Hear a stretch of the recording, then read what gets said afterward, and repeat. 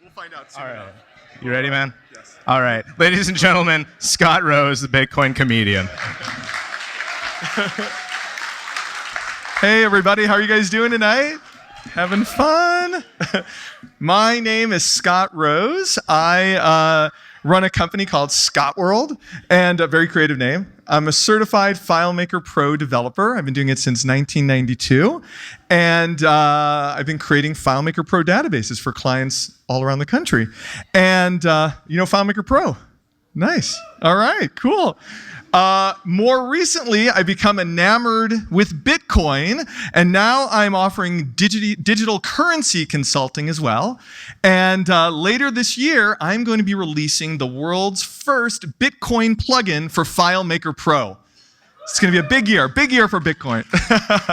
Thanks. And one of my claims to fame, besides looking like Clay Aiken, is that I traveled around the country with Apple Computer for 6 years. This is a picture of me and Steve Jobs, my idol.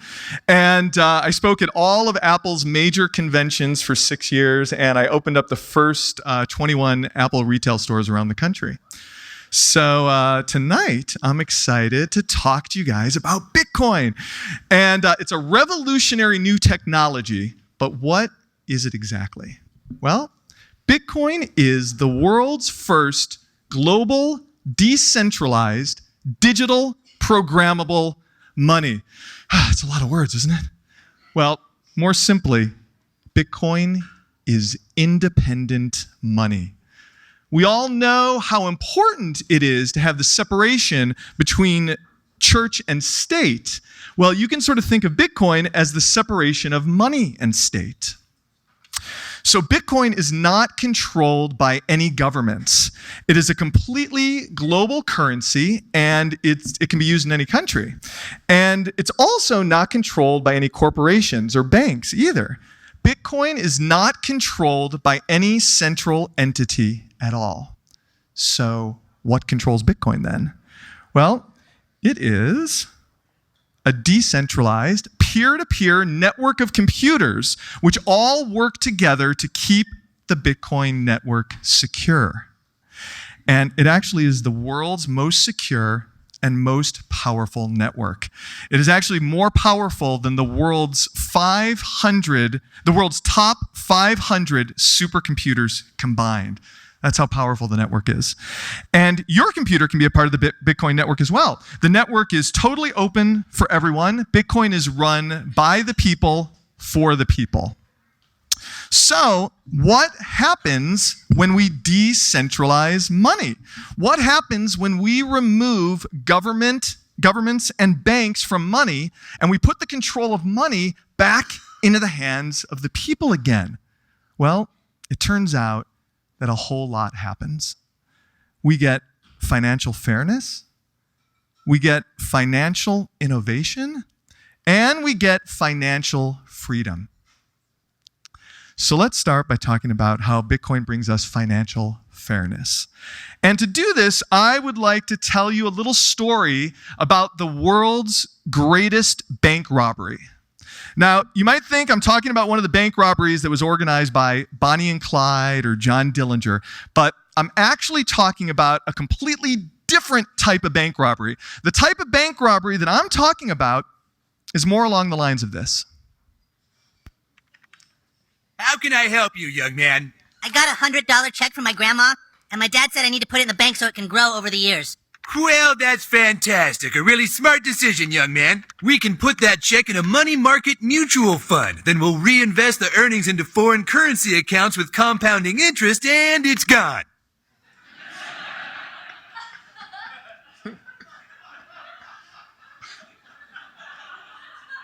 What? It's gone. It's all gone. What's all gone? The money in your account. It didn't do too well. It's gone. What do you mean? I have $100. Not anymore, you don't. Poof. Well, what can I do to get back I'm sorry, sir, but this line is for bank members only. I just opened an account. Do you have any money invested with this bank? No, you just lost it all. Then please stand aside for people who actually have money with us. Next, please. Hey! Hello, Mrs. Farnickel. How are you today? Making a deposit, are we? Great. We can just put that into your retirement account and make it go to work for you, and it's gone. What? Sorry, yeah, that's gone. Please step aside for people who actually have money with the bank. Next, please. Dad! Hey, I'm trying to teach my son the importance of savings. You already lost his money? Oh, Mr. Marsh, don't worry. We can just transfer money from your account into a portfolio with your son, and it's gone! This line is for people who have money with the bank only. Please step aside.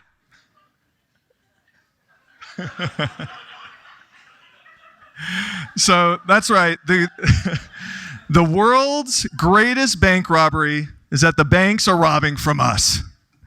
And they steal from us in dozens of different ways. I don't have time tonight to tell you the 129 ways I documented at home, but one of the sneakiest ways they steal from us is through inflation. Economist John Maynard Keynes said this about inflation.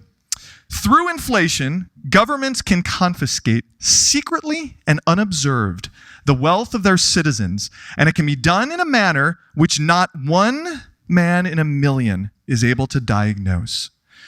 Now, I don't know about you, but this sounds like a warning to me. But instead of taking this as a warning, our banks and our government took this as an instruction manual on how to control our country's money supply. And so the banks and the Federal Reserve are allowed to print money out of thin air. There's nothing backing the US dollar. The US dollar is no longer backed by gold. Every time a bank gives out a loan to someone, they create the money for that loan out of thin air. Every time the Federal Reserve buys a government bond, they create that money out of thin air. And the more they print, the more it devalues our existing dollars, which we have already earned. Take a look at this chart. This is the purchasing power of the US dollar. And you notice that the purchasing power of the dollar has lost 96% of its value since 1913. If you had $1,000 in 1913, it would only have $40 worth of purchasing power today. Now, sure, your bank account balance, of course, would still say $1,000, but the difference is that in 1913, $1,000 could buy you two brand new automobiles, one for you, one for your spouse. How many brand new cars can you buy today for $1,000? This is about all you can get. So now if you or me were to print money out of thin air, we would get thrown in prison for counterfeiting, but the banks and the Federal Reserve, they're allowed to commit this crime every day. And you might hear the Federal Reserve say that inflation is on target. It's only 3% this year. Well, first of all, that number's a lie, because when they calculate the inflation numbers, they don't include little unimportant things like food and gas. Like who needs food and gas, right? Now, when you do include those things, the real inflation numbers are something like 8 to 10%. But even still, for them to say that inflation is on target is sort of like asking the fox who's guarding the hen house, hey, how's everything going in there? The chicken attrition's on target. Very good for the fox, not so good for the chickens. We're the chickens, everybody. And that is one of my favorite things about Bitcoin. Your Bitcoins cannot be devalued through inflation. Why? Because Bitcoins cannot be printed out of thin air. There will only be 21 million Bitcoins in circulation. And if that doesn't sound like enough, note that each Bitcoin is divisible down to 8 decimal points. So there are plenty of Bitcoin units to run a global economy. And everybody has to earn Bitcoins equally. You can sell your products and services to earn Bitcoins, like we're selling t-shirts and other merch for Bitcoins tonight. Or you can purchase Bitcoins with money that you've already earned. Or you can earn Bitcoins by becoming a Bitcoin miner. Bitcoin miners are the people who protect the security of the Bitcoin network, and they get Bitcoins in return for that. So that is financial fairness. So now let's chat about how Bitcoin brings us financial innovation. We're here in the year 2015. It's really, truly amazing times. We're living in a global, interconnected, instantaneous society. We can instantly send an email to anyone in the world for free. We can video chat with anyone around the globe from a little supercomputer that lives in our pockets. With one click, we can self-publish a book or a blog article, and anybody on the planet can download it or read it immediately. We can stream live television shows from anywhere, including an airplane. We can get GPS directions from our cars with live traffic updates. We can even witness a revolution instantly through Twitter, breaking news at the speed of light. But what happens when we need to transfer money to someone else? We're instantly sent back in time. I mean, it's like we have our very own time machine. If you ever wanted to time travel, now you got it. No matter which way we choose to send money to someone, there are tons of problems. And just a few of the problems with sending money is that it's slow, it's expensive, and it's completely insecure. All of these payment methods have different problems. Here, you can just pick and choose your favorite problems from the list. High fees to receive, high fees to send, currency exchange fees, lengthy delays, security issues, privacy issues, fraud, chargebacks, bounce checks, identity verifications, unauthorized charges, minimums, maximums, not available in every country. The list goes on and on. And don't even get me started on credit cards, by the way. How can it be a security code if I'm telling everybody what it is, right? It's ridiculous. And every time you pay with your credit card, you're trusting that the merchant is going to keep all of your personal information safe and secure. We should ask Target and Home Depot how that's going. 100 million customers hacked, all their personal information and all their bank information. And that's actually part of the reason why we have 13 million cases of identity theft every year in America. I mean, identity theft is a real problem that ruins people's lives. And the great news is that Bitcoin solves all of these problems. Bitcoin enables instant money transfer between any two parties globally. There are no fees to receive payments. Can you imagine if you run a business, how much that could save you in credit card fees every single month? Now, if you send payments with Bitcoin, it will cost you about 3 cents to send your payment, but that 3 cents is no matter how large your transaction is. So even if you sent like $10,000 to someone, it would still just be 3 cents. There are no delays, no more waiting 3 to 4 business days for PayPal to deposit the money into your checking account. Everything is instant. There are no reversals. There's no credit card chargebacks or bounce checks. Each transaction is completely secure. Your confidential information cannot be compromised. Each transaction is as private as you want it to be. You get to choose how much personal information you feel comfortable revealing to the other party. There's no minimum amounts, no maximum amounts. You can send a few cents or you can send a few $1 million. It's all the same to the Bitcoin network. It treats all the transactions just like data, just like sending an email. And you are in complete control of your money. Nobody can take your money without your permission. No more unauthorized charges on your credit cards, for example. Although Bitcoin's not a credit card, you know what I'm saying. And it only takes a few seconds to get set up with Bitcoin. All you have to do is download a Bitcoin wallet app to your smartphone and you're all set. Right now, the 3 best mobile wallets on the market right now are Airbitz, Bread Wallet, and Mycelium.